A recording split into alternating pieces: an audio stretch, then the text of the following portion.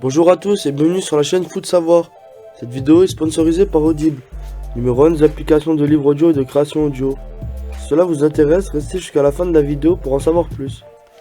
Complexe, exaltant, long, trop intellectuel.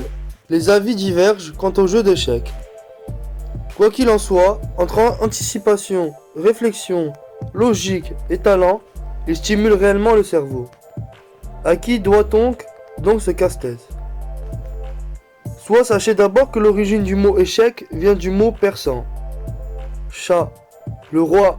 Or, pour gagner une partie, le but est bien entendu de vaincre celui-ci en l'attaquant et le rendant incapable de bouger. C'est le fameux échec et mat. Chat mat. Pour vaincu, impuissant, paralysé.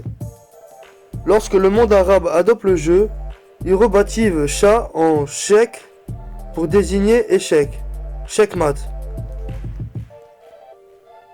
Après l'origine de son appellation, quand elle est donc celle du fameux roi des jeux, les hypothèses foisonnent quant à son histoire.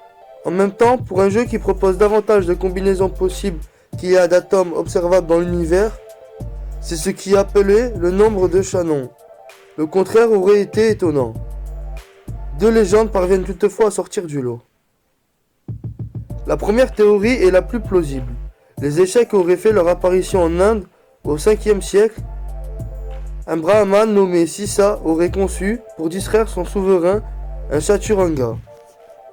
Le jeu était censé démontrer la faiblesse du roi sans son entourage, et quoi de mieux pour cela qu'une partie qui tourne autour d'une pièce maîtresse. La deuxième s'apparente cette fois à la mythologie de l'Iliade et l'Odyssée. Le grand rival d'Ulysse, Palamède, aurait inventé les échecs pour divertir l'armée grecque alors que le siège de Troie s'éternisait.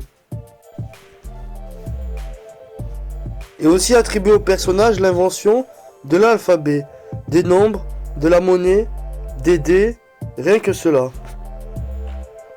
Dans le congrès des jeux consistant à déplacer des pions sur un quadrillage ont été retrouvés dès le 3e millénaire avant Jésus-Christ. Les échecs seraient nés en Inde vers 570 après Jésus-Christ, appelé Chaturanga, pour jeu des 4 rois. Ils se disputaient sur 64 cases, 8 x 8, entre 4 adversaires.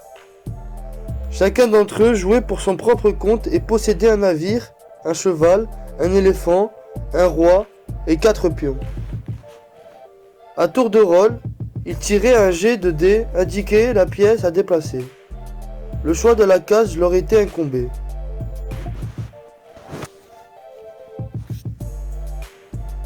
Avec le temps, les dés, et par conséquent le recours au hasard, ont finalement été supprimés au profit de la stratégie. Peu à peu, les joueurs s'associent, puis mettent leurs pièces côte à côte. Enfin, la direction des pièces est confiée à un seul challenger. Cela commence à ressembler à ce que l'on connaît.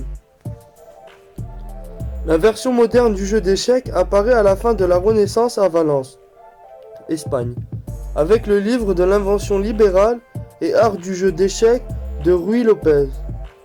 Avec ses 457 pages en notation algébrique et agrémenté d'échiquiers graphiques, le livre fonde véritablement sa théorie. Car si 5% des échecs peuvent être imputés au talent, 95% du reste du travail. Et oui, désolé pour ceux qui auraient la flemme.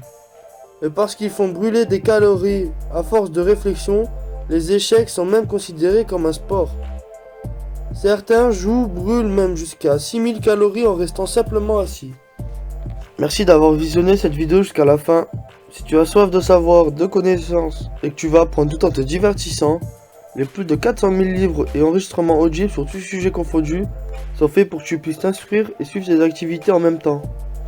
Si tu es intéressé ou que tu veux simplement soutenir notre chaîne, je t'invite à cliquer sur le lien en description et à prendre ta période d'essai gratuite pendant 1 mois. N'oublie pas de t'abonner à la chaîne et de laisser un like si tu as appris des choses ou que tu as aimé nos explications, ainsi qu'activer la cloche pour être tenu au courant de nos prochaines sorties de vidéos.